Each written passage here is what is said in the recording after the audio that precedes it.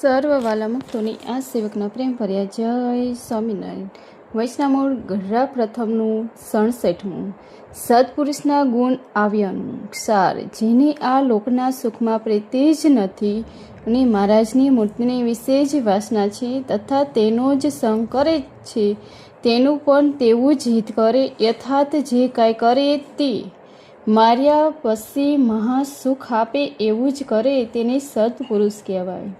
બીજું, એવા સત્પુરુષમાં જે દેવનો બુદ્ધિ રાખે ને જેમ કહે તેમ જ કરે તથા તેમના ગુણ ગ્રહણ કરે અને પોતાના દોષને પસ્તાવો કરે, તેવા મુમુક્ષમાં તે સત્પુરુષના તમામ ગુણો આવે છે. ત્રીજું, જે એવો ન હોય અને મોટા સંતમાં અવગુણ જોતો હોય તેમાં સત્પુરુષના ગુણ આવતા નથી.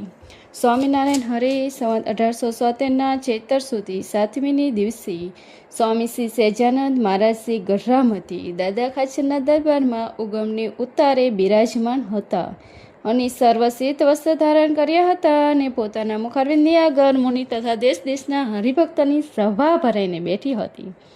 પછી શ્રીજી મહારાજે મુનિ પ્રત્યે પ્રશ્ન પૂછ્યો છે, કોઈ પુરુષ છે તેને આ લોકના સુખમાં તો પ્રીતિ જ નથી ને પરલોક જે ભગવાનનું ધામ તથા ભગવાનની મૂર્તિ તેની વિશે વાસના છે, અને જે તેનો સંગ કરે તેનું પણ એવી જ જાતનું હિત કરે છે.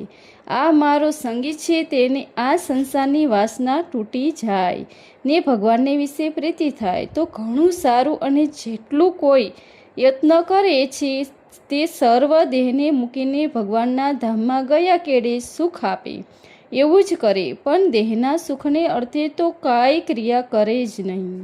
એવા જે પુરુષ હોય તેને સરખા જે ગુણ તે મુમુક્ષને વિશે કેમ સમજે તો આવે, એ પ્રશ્ન છે. પછી મુક્તાનંદ સ્વામીએ કહ્યું, જેને આ લોકના સુખમાં ઈચ્છા નથી એવા સત્પુરુષ છે તેને વિશે દેવની બુદ્ધિ રાખે અને જે વચન કહે તે સત્ય માને ને તે પ્રમાણે વર્તે તો એ સત્પુરુષના ગુણ હોય તે મુમુક્ષમાં આવે. પછી શ્રીજી મહારાજને બોલ્યા, એ ઉત્તર તો ખરો, પણ આમ સમજીએ તો મોટા સત્પુરુષના ગુણ મુમુક્ષમાં આવે છે, તે સમજ્યાની રીત કહીએ તે સાંભળો. જે પુરુષને પરમેશ્વર વિના બીજે કાંઈ પ્રીતિ ન હોય તેને એમ ગુણ ગ્રહણ કરે છે, આ પુરુષ તો અતિશય મોટા છે ને એને આગળ લાખો માણસ હાથ જોડીને ઊભા રહે છે, તો પણ લેશ માત્ર સંસારના સુખને ઈચ્છતા નથી. અને હું તો અતિશય પામર છું, જે કેવળ સંસારના સુખમાં આસક્ત થઈ રહ્યો છું અને પરમેશ્વરની વાતમાં તો લેશ માત્ર સમજતો જ નથી, માટે મુનિ ધિસ્કાર છે. એવી રીતે અનુતાપ કરે અને મોટા પુરુષને ગુણ ગ્રહણ કરે અને પોતાના અવગુણનો ગ્રહણ કરીને અનુતાપ કરે, પછી એમને એમ પરિતાપ કરતે કરતે એના હૃદયને વિશે વૈરાગ્ય ઉપજે ને પછી તેમાં સત્પુરુષ જેવા ગુણ આવે છે. હવે જેનો હૃદયની સત્પુરુષના ગુણ ન આવે તેના લક્ષણ કહીએ તે સાંભળો. જે પુરુષ એમ સમજે જે આ મોટા કહેવાય છે, પણ વિવેક તો કોઈ પ્રકારનો નથી, અને ખાતા પીતા પણ આવડતું નથી અને ઉઠતા પહેરતા પણ આવડતું નથી ને પરમેશ્વરના સુખ ઘણું આપ્યું છે તેને ભોગવતા પણ આવડતું નથી, અને કોઈને આપે છે તે પણ વિવેક વિનાનું આપે છે. એવી રીતે સત્પુરુષમાં અનંત પ્રકારના અવગુણ પડશે. એવા જે કુમતી પુરુષ હોય તેને કોઈ કાર્ય સત્પુરુષના ગુણ આવે જ નહીં. ઇતિ વૈષ્ણવ 67મું પૂરું થયું. આમાં શ્રીજી મહારાજે કહ્યું તેમાં બીજું કૃપાવાક્ય છે. તેમાં પહેલા શ્રીજી મહારાજે સત્પુરુષના ગુણ મુમુક્ષમાં આવવાની સમજણ કહી, બીજામાં સત્પુરુષના ગુણ ન આવે તેના લક્ષણ કહ્યા.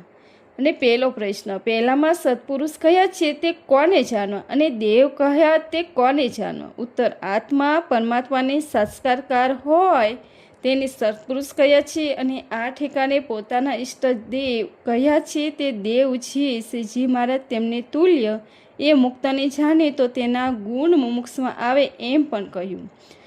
બીજો પ્રશ્ન, મુક્તાનંદ સ્વામીનો ઉત્તરને સાચો કહીને શ્રીજી મહારાજે બીજી રીતે કેમ ઉત્તર કર્યો હશે? તો મુક્તાનંદ સ્વામીએ કરેલા ઉત્તર વાસ્તવિક છે અને શ્રીજી મહારાજ પણ આવી જ રીતે ઉત્તર કર્યો છે. પણ મોટા મુક્તની ક્રિયા દેખીને કોઈને અવગુણ આવવો તે અવગુણ ટાળવા માટે જેવી રીતે અવગુણ ટાળે તેવો ઉપાય બતાવ્યો છે.